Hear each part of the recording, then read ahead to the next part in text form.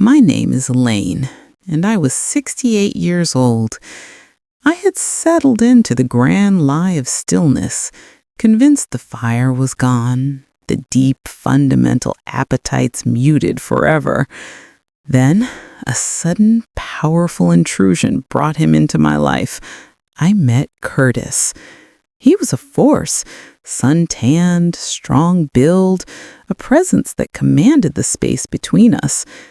I don't know what shifted first, the air or the way my pulse began to beat like thunder demanding release. He didn't see an old woman. He saw a beautiful, resilient thing waiting to be repaired. His gaze was an invasion, steady, uncompromising, demanding, that instantly stripped away years of careful composure. He took the difficult, stuck issue, the parts of me that resisted touch, and worked with the certainty of a man who knows that the deepest resistance will finally yield to a deliberate, knowing touch. We stood dripping, breathless, laughing like teenagers. Then the laughter faded. He reached up, brushed a wet strand of hair from my forehead, and whispered, "You look beautiful." He proved that loss never goes away, but the desire for life, and for him, changes shape. He was telling the truth. This is alive. He wasn't just talking about the future. He was showing me the raw, untamed force of the present. He proved that deep, fundamental appetites don't retire. They wait, coiled and ready for the right command. For a man with a smile that says, "Let's begin." The world didn't just shift that day. It burned, fiercely, relentlessly, proving that my heart wasn't finished. It was just waiting for summer. And if there's one thing I've learned at this age, it's that life has a way of knocking the wind out of you, and then, just when you think you're done, handing you a second breath, whether you're ready for it or not. I've lived in the same old farmhouse in southern Ohio for over 40 years. White siding, wide porch, a creaky swing that sounds like an old man complaining every time you sit on it. My husband, Martin, passed away 7 years ago. We raised 3 children in this house. Birthdays, scraped knees, homework battles, Christmas mornings. After he died, the house felt too big, but I stayed, partly out of stubbornness, partly because leaving felt like erasing everything we built. My daughter, Caroline, comes by once a month to remind me I should see the world while I still can. I always smile and say, "Sweetheart, I've seen enough. I just want my porch and my coffee." But truthfully, the porch wasn't the same without someone to share it with. Then, a hot morning in June, I noticed a rusty red pickup truck slow down in front of my yard. A man in his early 50s, sun-tanned, strong build, a gray streak in his beard leaned out the window. "Ma'am, your mailbox is about to fall over. Want me to take a look?" I raised an eyebrow. "Well, that depends. Are you fixing it or stealing it?" He laughed, a deep, warm laugh that rolled across the yard like thunder. "Fixing, ma'am. I do odd jobs. Name's Curtis." Curtis. The name suited him. Solid, old-fashioned, dependable. I told him he could take a look. 10 minutes later, the mailbox was standing straighter than I had in years. "How much do I owe you?" "Nothing," he said, wiping his hands. "Just being neighborly." "Neighborly?" I echoed. "But you don't live around here." He nodded toward the old Miller place across the road. "Just bought that house." I nearly choked. "That house? It hasn't been lived in since 1999. He shrugged, figured it could use someone stubborn enough to love it. I felt something flutter in my chest. Not romance, something simpler. Company. A new voice across the road. After he left, I sat on my porch swing feeling lighter than I had in ages. Maybe it was the summer air, or maybe it was the idea that life wasn't done surprising me. A few days later, he showed up again, this time holding a basket of peaches. "Bought too many," he said. "Thought you might help me before they go bad." So we sat on my porch eating peaches in the heat of the afternoon, juice dripping down our wrists, both of us laughing about how neither of us had the good sense to use napkins. "So what brings you to this forgotten stretch of America?" He leaned back, expression softening. "Was a truck driver for 25 years. Got tired of waking up in a different state each day. Wanted a home. A real one." Something in the way he said home hit me deep. "You ever been married?" His face lowered slightly. "Once. Long time ago. She passed." My heart tightened. "I'm sorry." He nodded. "Loss. It never goes away. Just changes shape." I looked at him then, not as a stranger, but as someone who understood, someone who carried the same kind of invisible weight.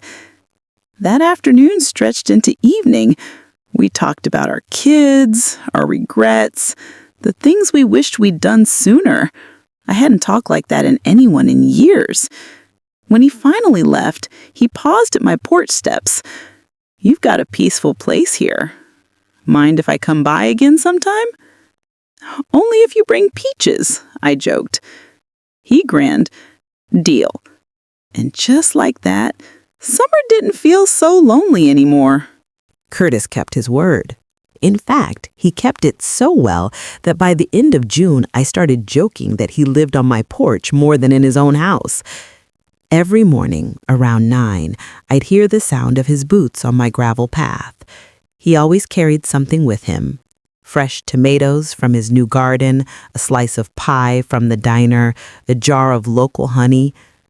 "I'm trying to impress the local royalty," he'd say, tipping an invisible hat toward me. "Oh, please," I'd laugh. "I lost my crown the day my knees started popping." He'd grin. "Still looks like royalty to me." I tried to ignore the warmth that bloomed in my cheeks whenever he said things like that, but ignoring it was getting harder. One afternoon in mid-July, the heat was so strong it felt like the air was made of syrup.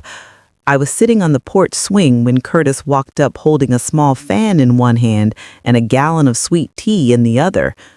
"You'll melt out here," he said. "You first," I shot back. "You look like you crawled out of a toaster." He laughed, that deep rolling laugh I was growing far too fond of.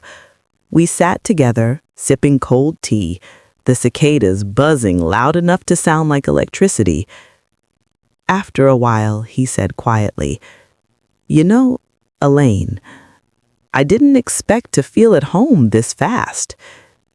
Something in the way he said it made me look at him more carefully. He was studying the view, my fields, my porch, me. Then he added, "You make this place feel easy." My heart fluttered in my chest like a startled bird. I set my tea down, suddenly nervous.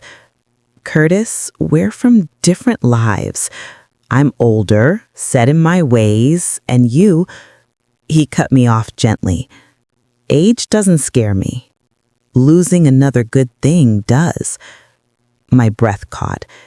He wasn't flirting. He wasn't joking. He was telling the truth.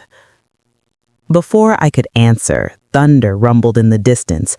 Dark clouds rolled in fast, the way storms do in July. "Looks like trouble," he said. "Let me get you inside." But we didn't make it. The rain crashed down suddenly, soaking us both before we reached the door. I burst out laughing, water running down my arms. Curtis grabbed my hand and pulled me under the porch roof just in time for the sky to split open. We stood there, dripping, breathless, laughing like teenagers. Then something shifted. The laughter faded. The world got quiet except for the rain. Curtis reached up, brushed a wet strand of hair from my forehead and whispered, "You look beautiful." I froze, not from fear, but from recognition. It had been years since anyone looked at me that way, years since anyone said something that made me feel seen. I whispered back, "This is crazy, Curtis." He shook his head. "No, this is alive." And then he kissed me.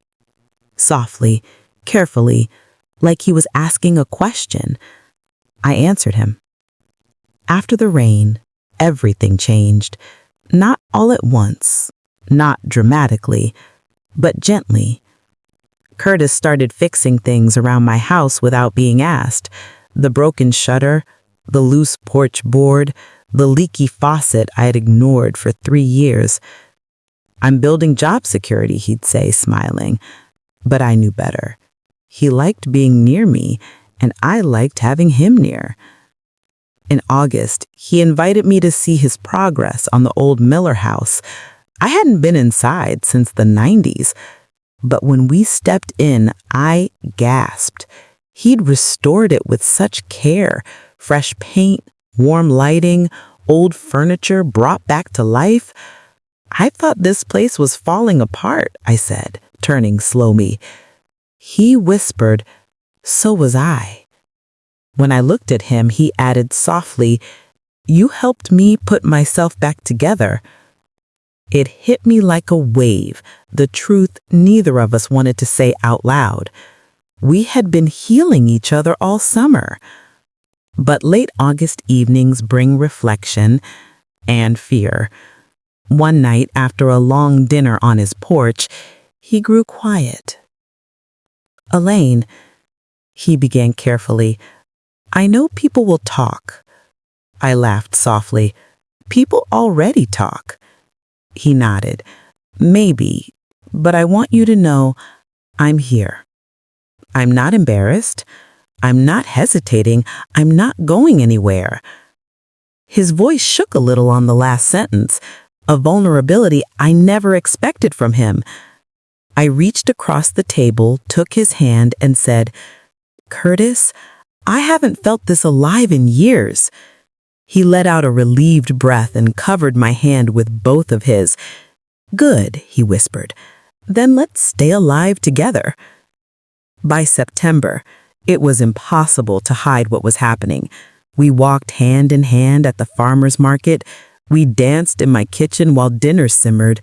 He brought me daisies every Sunday because he said they looked like my laugh. My kids eventually found out. My daughter gasped, "Mom, he's young." I replied, "Not that young, just kind, just solid, just right." She stared at me for a long time, then finally said, "I've never seen you smile this much." And that was that. Now it's autumn again. The leaves are turning, and Curtis and I sit on the porch swing each evening, wrapped in a blanket, listening to the wind in the fields. Sometimes he tells me stories from his trucking days. Sometimes I tell him about Martin, and he listens without jealousy, only gratitude that I once loved deeply and can love again. And sometimes when the sun sinks low and the sky turns pink, he puts his arm around me and whispers, "Thank you for giving me a life worth coming home to." And I whisper back, "I thought my heart was finished. Turns out it was just waiting for summer." Because love doesn't belong exclusively to the young. It belongs to anyone brave enough to say yes when life knocks softly on a porch door on a warm June morning with a man holding peaches and a smile that says, "Let's begin."